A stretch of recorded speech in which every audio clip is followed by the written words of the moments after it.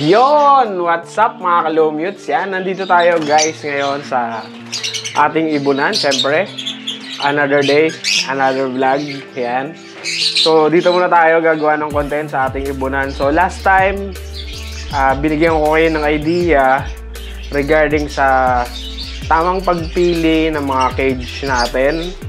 Kung saan nyo ilalagay yung mga inakay. Kung napanood yung last video natin, yung pinag-usapan natin doon kung tamang pagse-separate ng mga inakay, kung ano yung age nila or ano yung mga dapat nakasama nila sa kanilang mga kulungan. So ngayon nandito naman tayo sa ating breeding area na masikip.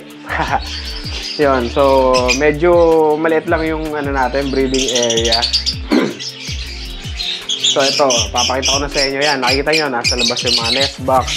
Pag-usapan naman natin yung pag-set up naman sa mga breeding ninyo. Yan, lalo sa mga newbie. Siyempre, yung matatagal, marami ng diskarte dito. So, isa lang to sa mga kinopya rin natin sa kaibigan natin. So, una kong nakita yung mga ganitong setup kay Brother JJ De La Cruz. Yan. So, ganito yung nakita ko sa kanya. Double cage. Double AC type cage. Tapos, nasa labas yung nest box. So, ito, pinagawa natin to kay Brother Leo.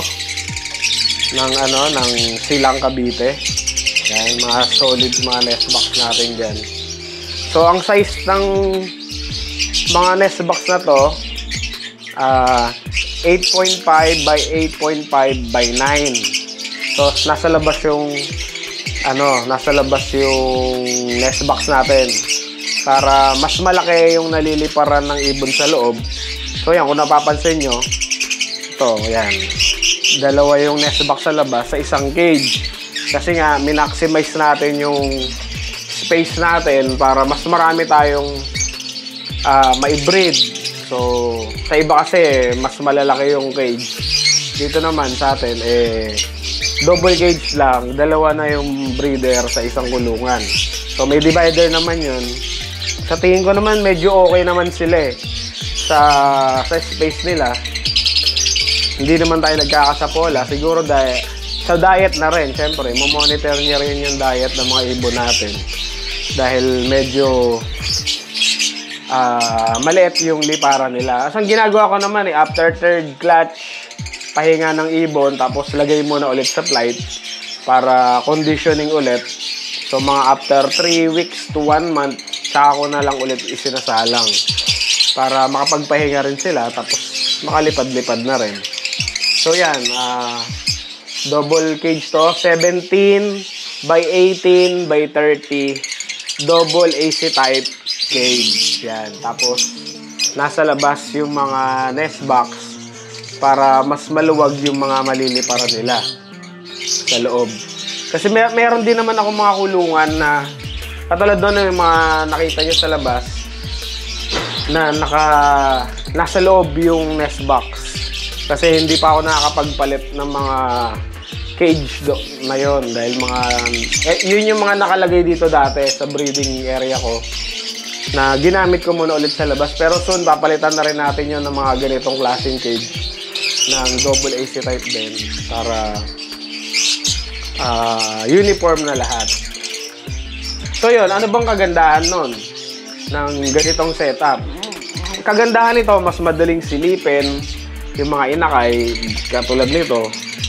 Yan, bubuksan mo lang siya dyan, kita mo na agad yung inakay. At kung magka-candle ka ng mga itlog, mas madali mo makakandle. Kaya katulad niya, meron tong isang inakay na labo, no? Yan, may inakay tayo dito. Isa lang to eh. Kaya mas madali yung masilip. Dito, meron din tayo dito. Alam ko, medyo malalaki na tong inakay natin dito. Yan, papakita ko lang sa inyo. Producer ko to ng Lutino Opaline. Pero ngayon wala siyang nilabas na visual. Pero ang gaganda. Mga possible split in na to guys. Ito. So meron na tayo ditong isang green Ewing. Possible split ino. Possible split opa ipcock. Ito naman green Opaline Ewing. Yan, green Opaline Ewing. Possible split ino sex link hen. Kaya meron pa dito isa, green opa rin. Ito hindi naman Ewing.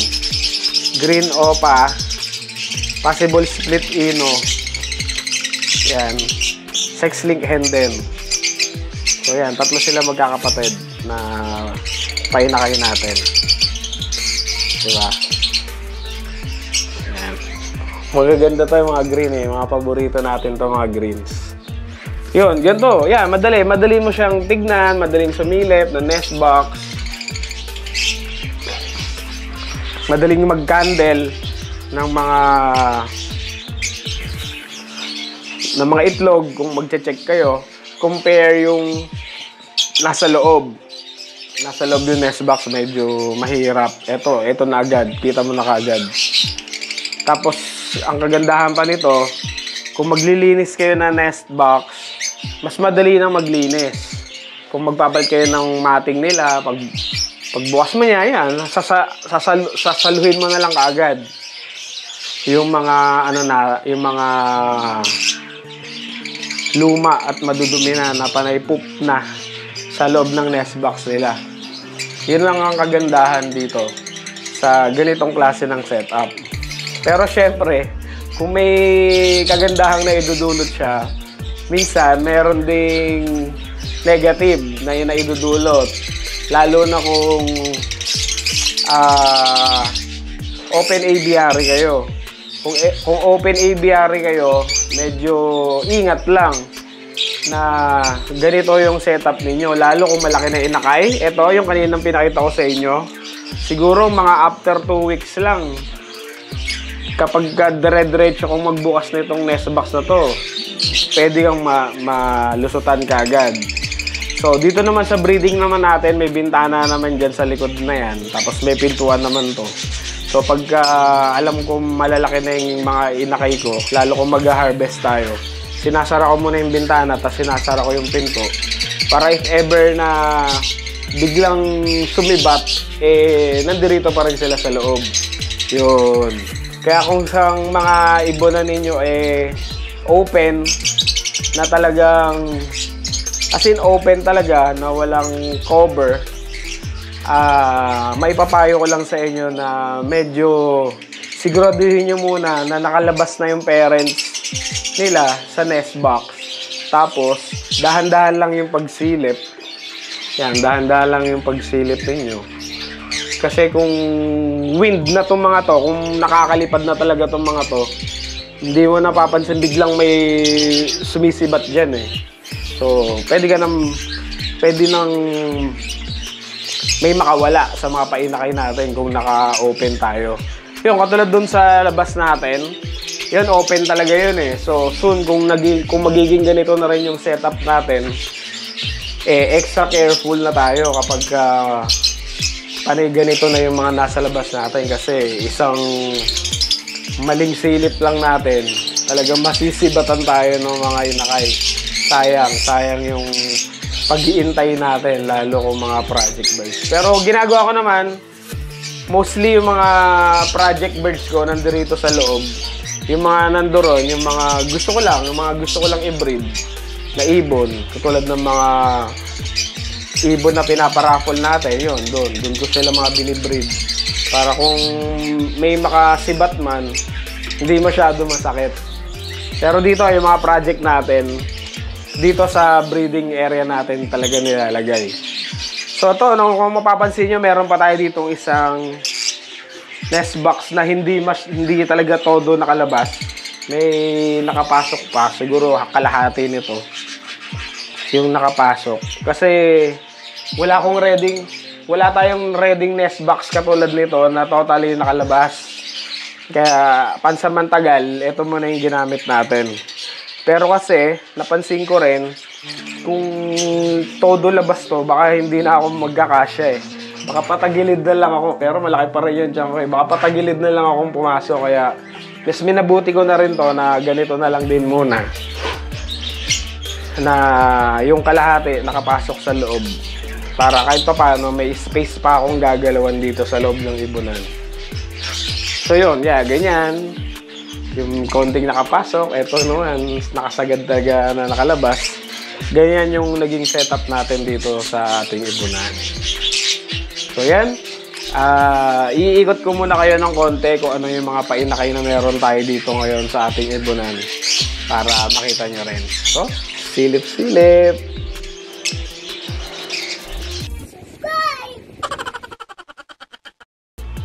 So yun, ito guys, pakita ko sa inyo. Isa sa mga project ko to eh.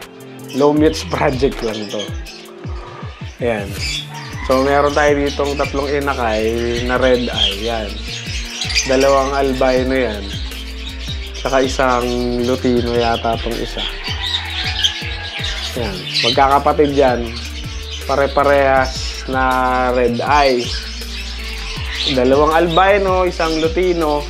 Ang parents yan guys, yun. Green fisher lang. At saka yung pastel green. Pakita ko sa inyo.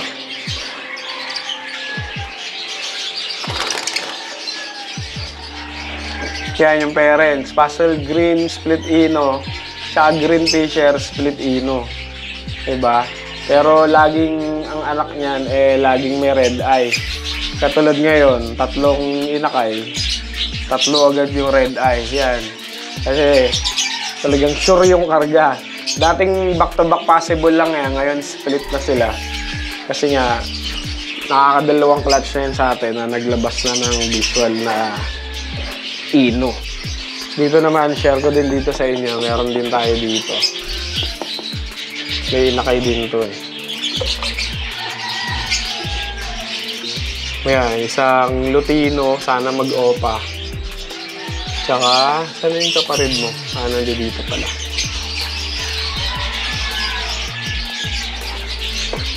Ayan, isang green opa na yata yan.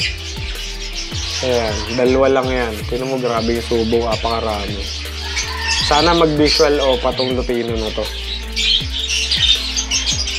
Ayan, yan lang naman yung mga paborito natin na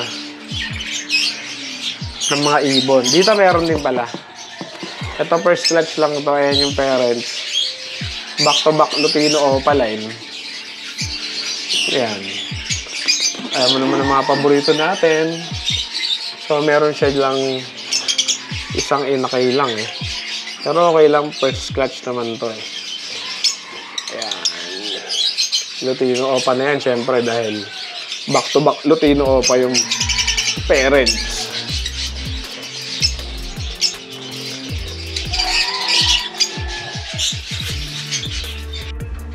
Siya, dito naman, project din to. Pero naglabas na to ng visual na Lutino nung nakaraan. Pero walang kargang opa. Testing ko lang kasi yung mga Ino vlog nila. Yan, pastel green din.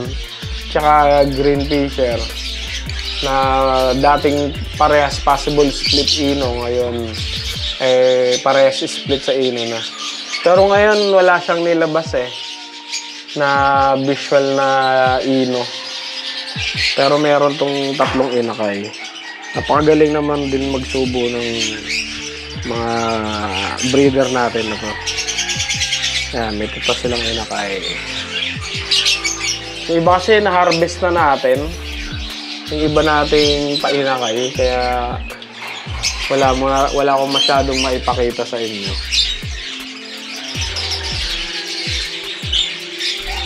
Kaya dito pala, no, meron tayo dito yung nakaraan natin na Perso Pied. Pinarisan ko to ng ng olive green Perso. Kaya may success naman. Nag-inakay sila, kaso isa lang. Sana Perso Pied na yan. Yan, ayan yung magulang. Olive green Perso, tsaka Perso Pied. Yan. At meron siyang ngayong isang inakay. Sana mag-visual na Perso Pied. Yan guys, kasi ang Pied naman, dominant yan eh. Kaya kahit isa lang, yung Pied sa kanila, maglalabas at maglalabas siya ng Pied. Yan. Pero hoping na Perso Pied na tong inakay na to.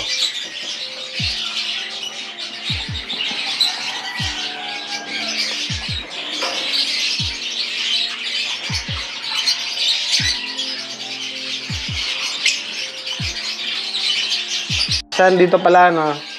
Ito yung mga huli nating na-harvest na sa Hagoromo project natin. Yan, dito natin sila nilagay. May nag-visual naman dyan na hago. Ayun. Tapos, inko na yung iba. Isa lang yung nag-visual na Hagoromo eh. Yan, anin yan. May red eye din dyan. Na hago breed.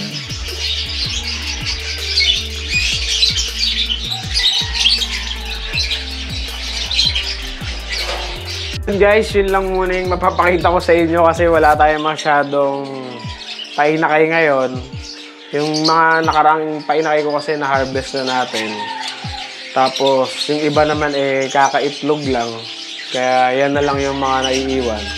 Pero so far so good. Halos lahat naman sila na nandito sa breeding natin ay lahat nag-clutch. Yung iba nga na-harvest na natin, yung iba mga bagong pisa pa lang. Yung iba may mga itlog na rin. So yung mga ibang pina-project natin, hopefully mag-success na. Or kahit mag-proven man lang, kahit hindi lumabas yung mga minimithi natin sa mga project na pina-project natin. So yun, sana may nakuha kayong idea sa mga newbie dyan kung paano kayo magsiset ng mga breeding cage. Yan, isa to, tulad nito. Kung medyo limited yung space ninyo, advisable itong double cage na nasa labas yung nest box para kahit dalawang breeder ang ilagay nyo sa isang double cage, ilagay nyo lang yung divider, tapos mas maluwag pa rin yung kanilang space sa loob para makalipad-lipad ng kahit papano. So yun lang, kung open yung area nyo, kung magsisilip kayong ng nest box, medyo careful lang kasi ganito lang muna gagawin nyo. Konting silip lang muna. Kung wala naman nandito sa bandang malapit, tsaka nyo totally buksan. Yan. Pero kung masyadong malaki na yung mga inakay, medyo talagang kailangan yung mag-ingat dahil ba masibatan kayo. So, yun lang po para sa ating another day, another vlog dito sa ating Low Mutes TV. So, kung ikaw ngayon ay napadaan dito sa ating channel, sana po i-subscribe nyo na po itong channel natin para mas lalo pong lumaki ang ating community. Pindutin mo na rin ang notification bell para updated ka sa mga bagong videos katulad dito. So, hanggang sa muling paglipad. And out!